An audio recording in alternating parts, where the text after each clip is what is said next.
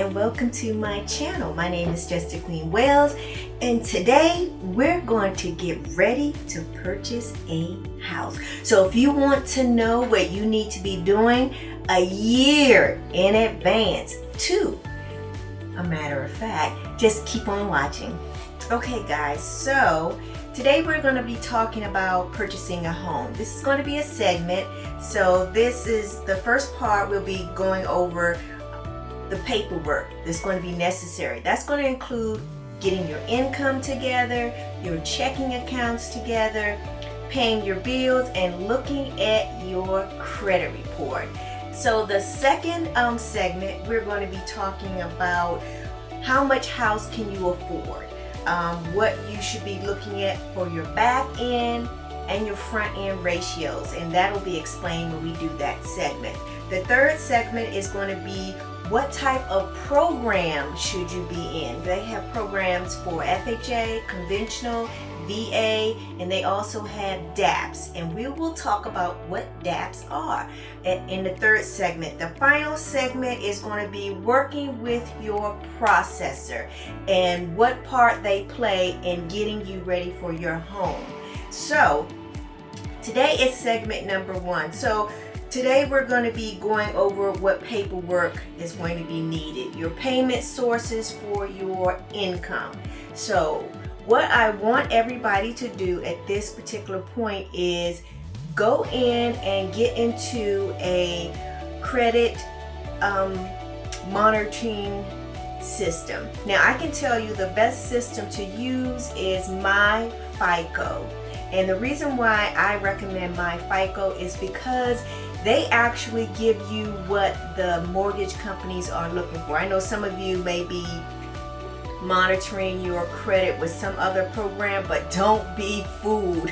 What you're looking at is just your credit score. What banks look at is your FICO score. They are totally different, and I'm going to put the difference of those FICO scores over here between FICO and credit scores.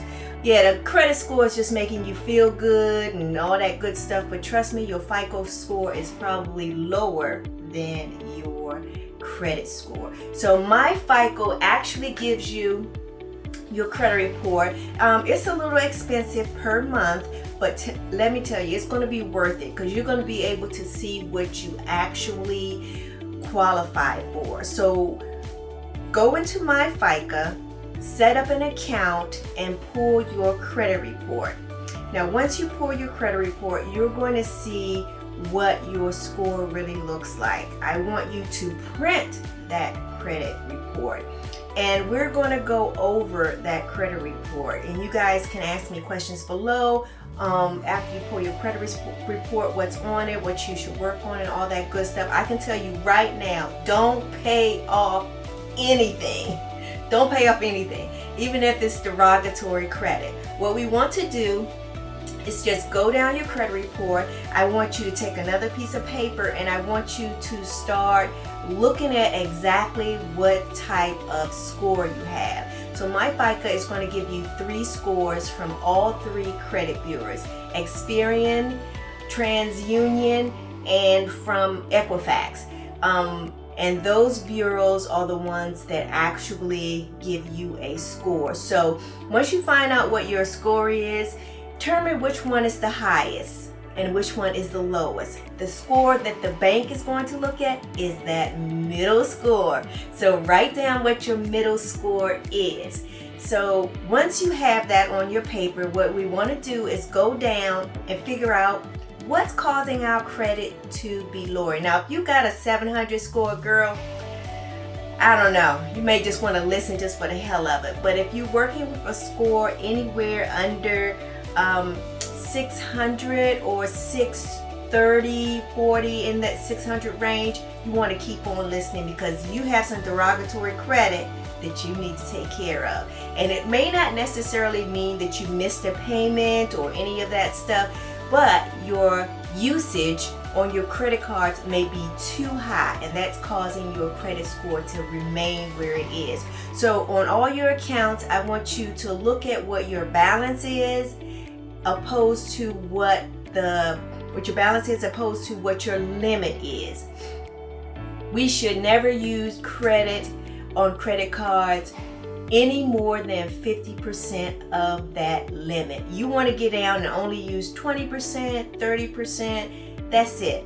And if your balance is over that 50%, that's affecting your credit score. So I want you to write down all of those accounts that are over 50% of their limit.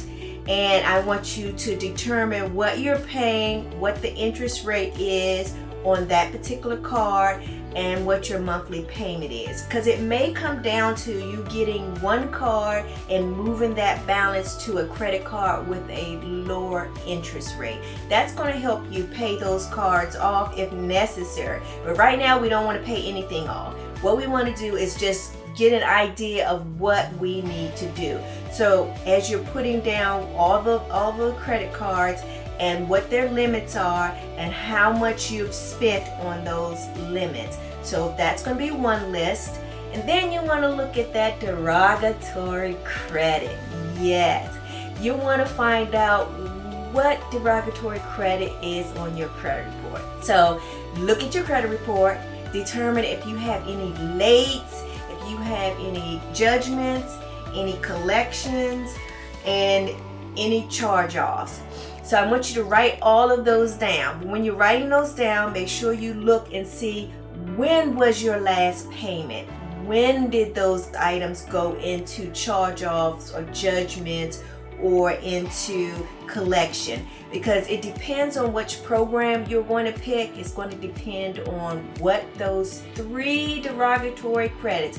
Now, if you have a bankruptcy somewhere in there, you need to write down when you took that bankruptcy, and you need to go ahead and write down when your bankruptcy was discharged. Lenders are going to look at when it was discharged. Now, you're going to have to wait 3 years or 7 years, depending on which program. So you may just want to start getting prepared for that if you have filed for a bankruptcy in the past 2 years. Yeah, this is just going to be information for you right now, because you won't be able to get into a mortgage until that bankruptcy is at least 2 years old. Now, it's a little bit different from VA. So my VA watchers, just hold on.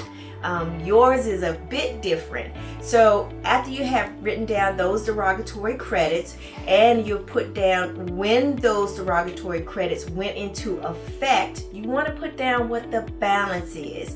And you also want to write down who has that particular charge off of that collection, the company that has it.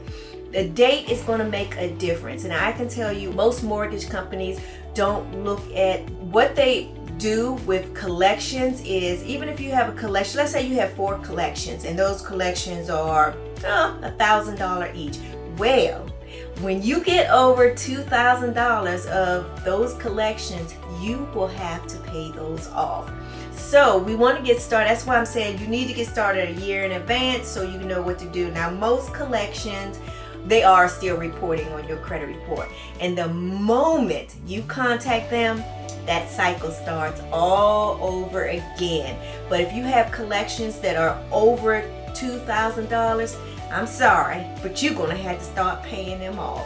Now, what I would recommend is that you get into a program that one of the programs that pays off your debt, a good one. I'll put a good one up here. Now, what they are going to do is they're going to negotiate for you. If you're not good at negotiating, paying bills off, they're going to do it for you.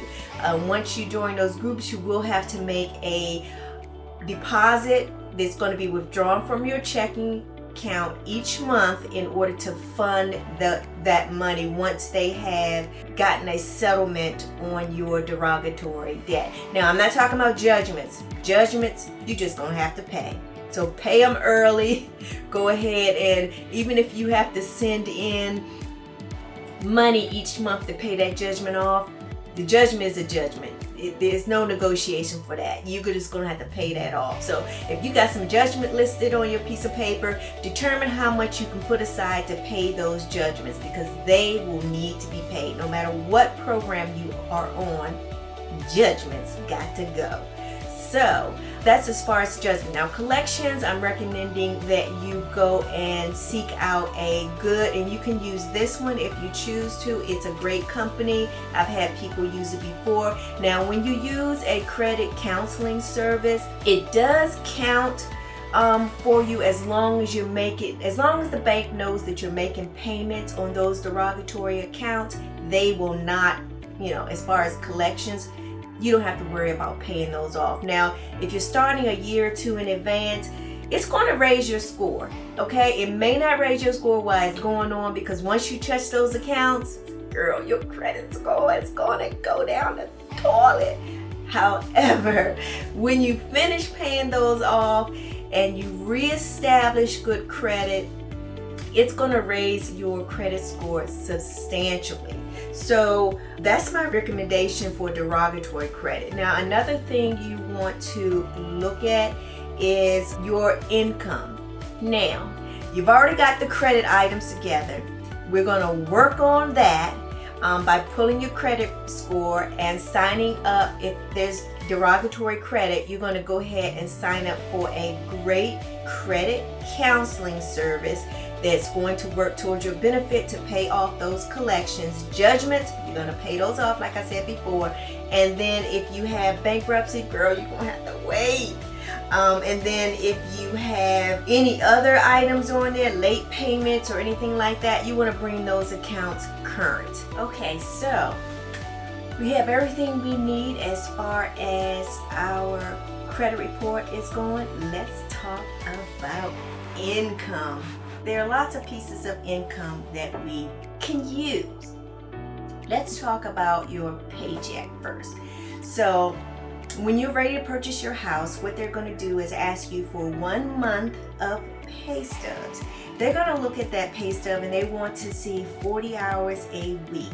You want to make sure that you are, when you finally are ready to purchase a house, that you are working 40 hours a week. We're going to look at your whole year of income by looking at your W-2s. We want to see that you have the same amount of income each month based on what's on your pay stub. So if you've gotten a raise or whatever, you've been on leave or something like that, you want to be able to explain why your W-2 does not match your month of pay stubs. So if you can work overtime or something like that to increase your income, I would recommend that you do so months in advance, year in advance if necessary. Let your boss know that you are purchasing a house and you need as much income base as you possibly can get. Now, mind you, we only are going to allow you to use income for your overtime if it's, something that you've done in the past 2 years. So you don't want to just do I'm going to work overtime the month before I purchase a house so my income will look huge. Now that's not going to work because no. We're going to look at your total 2-year history of income. So we want to see those W-2s state overtime so we can calculate your income correctly. So if you're working overtime, girl, start 2 years in advance. A year is not. If you had overtime at a previous job and you just got to this job, you had overtime at that job, you can do overtime at this job, good for you. We can use that income. So go for it. The second thing about paychecks is don't job hop. Please don't job hop. If you are moving to another job in order to increase your income, good for you. If you just job hopping because you got mad at your supervisor, he done got on your nerves, girl, don't do it. Don't do it, because we're going to look at that. And if you have a lot of flight risk going back and forth to employers and you aren't making more money, we're going to consider you a mortgage risk. Especially in some programs like FHA. They want to see that you are steady at your job and that you're not playing around. You're trying to get that money. So you don't want to job hop unless it's an increase. You don't want to quit your job either before you get the keys in your hand. So we'll go over that a little bit later. The second source of income is going to be child support. Woo, woo, woo, woo. Girl, congratulations if he's paying for his child. Congratulations to him. Congratulations to you. Now, if that man is sending you money through a bank account, good.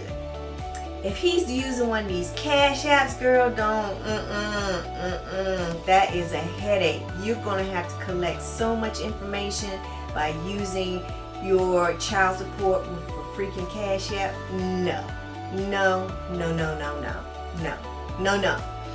What you want to do is go, if you don't have your child support papers, girl, go get them, because you're going to need them.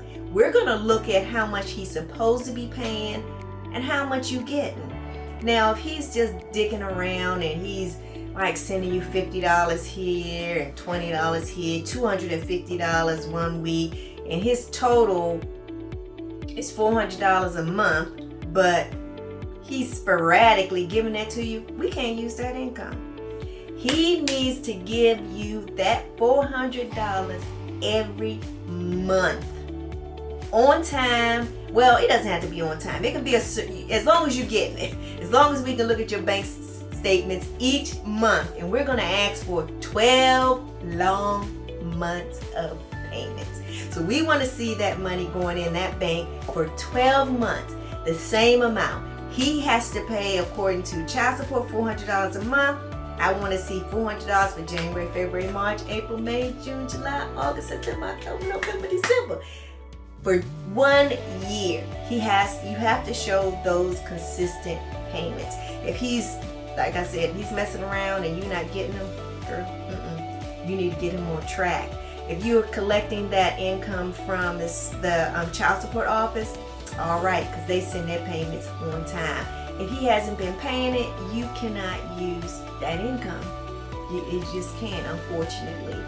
So I would recommend, if you guys were married, get a copy of your divorce papers, because we're going to ask you for that every single page. So you want to put a binder together that's going to actually have all this information. So once you're ready to purchase that house after a year or so, or however long, if you're ready now, you've already done most of this as far as your credit is concerned.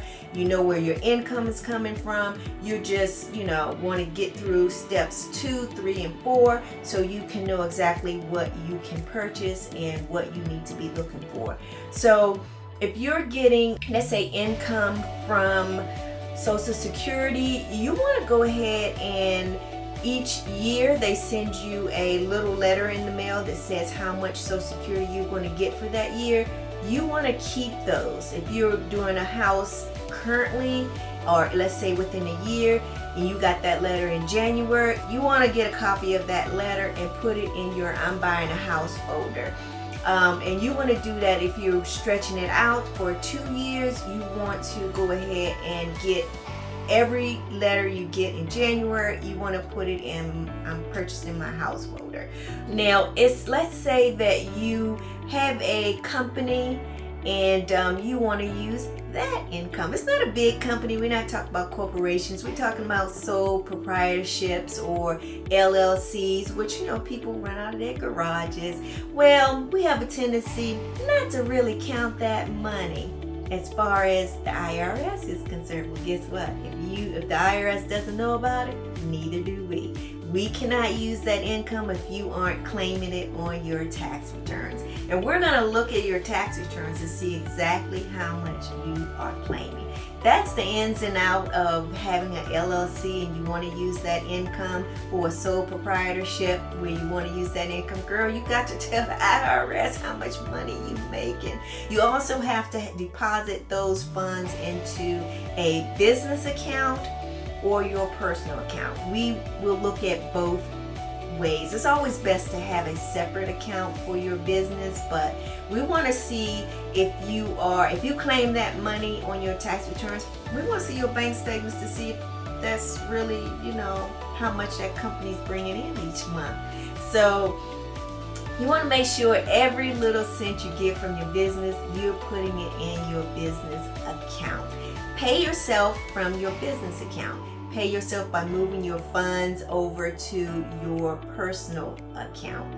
And then we'll talk about that in segment number 2 as far as getting ready for your looking at your bank statement. So the next type of income we're going to look at is those people who have those great side jobs and you're cleaning or cutting yards or doing anything like that.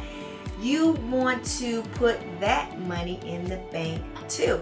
I would suggest, if possible, have people pay you by check, or either have them, they pay you, give them a receipt.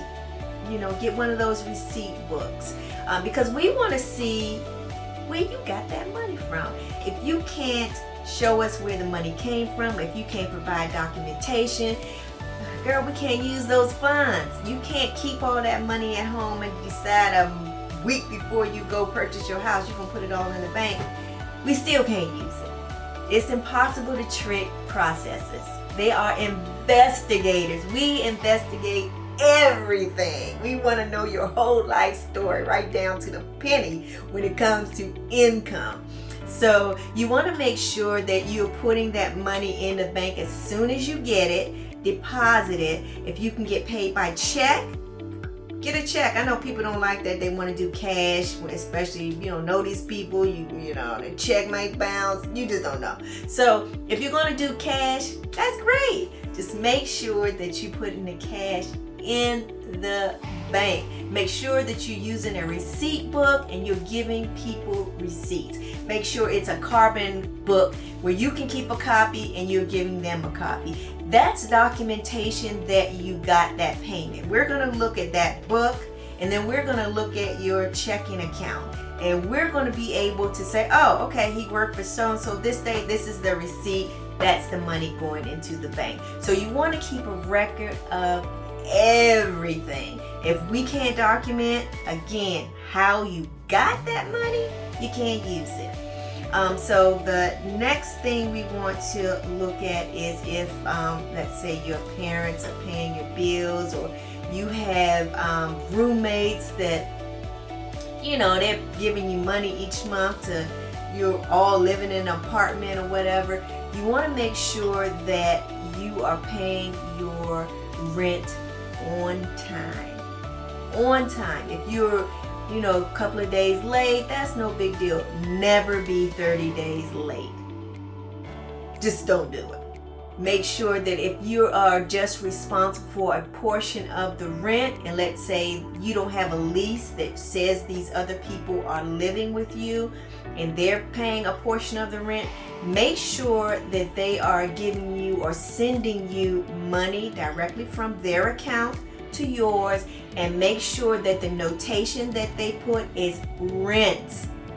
That's what you want to put, rent, so that we are able to see that every month you got a deposit, or you got a transfer from Jody for $300 and Tommy for $300, and both things say rent. We know that's where those funds are coming from. You can always get a letter from them stating that they pay you, this is what they pay you each month. We ain't gonna care about the letter, girl, because yeah, if it's not on a lease, you don't be thinking about it. But at least if we look at your checking account and we see those deposits, we know that they aren't gifts, or they're not a loan or anything like that. They're payments for rent. And then we will use a letter for, you know, saying somebody pays you that much for rent, and then that will go along with the bank statements to show where those funds came from. So that is just the gist of income. If you have any questions about your income or your credit, you want to put it below. I'm going to put all the information as far as what companies you should be using to get your FICO score, what companies you should look at for credit counseling. Like I said, if you've had a bankruptcy, you're going to have to wait. You can always come back and look at these, or you can just go through my little segments and take notes, or start getting all your other stuff together to reestablish credit, especially with bankruptcy. That's what we're going to be looking for, that you've reestablished credit after your bankruptcy. That doesn't mean go out there and get 1,000 credit cards. just be able to get maybe two or three credit cards. Keep them below that 50% level and pay them on time. Don't anything that was not included in your bankruptcy, you want to make sure that you pay that off. If you've had a foreclosure, you want to go ahead and get that information together as far as what you received in the mail. For that, if you filed bankruptcy, girl, print all those bankruptcy papers, because we want to look at every single page. I know some of them are super long, some of them are super short. Every page. Pages say 1 through 90.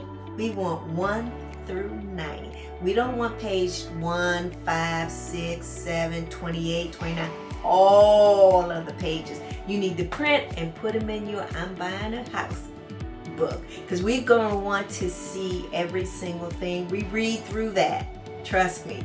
We read through every page because we want to know, was your bankruptcy caused by you in a sense, or if it was something that was you happened to, you got laid off or something like that. So any information as far as your income, paychecks are concerned, you had to take a leave of absence or something like that, go ahead and get that from your employer, saying that my paycheck, my W-2s are low because I had a leave of absence for a month, I got hurt on the job or anything like that. You want to make sure that you have that documentation in your I'm Buying a House book, because we're going to ask for it. So you may as well get it from your employer so that you're ready when you finish all these segments. You will be ready when that year is up to purchase your house. You won't be scrambling to get all this information.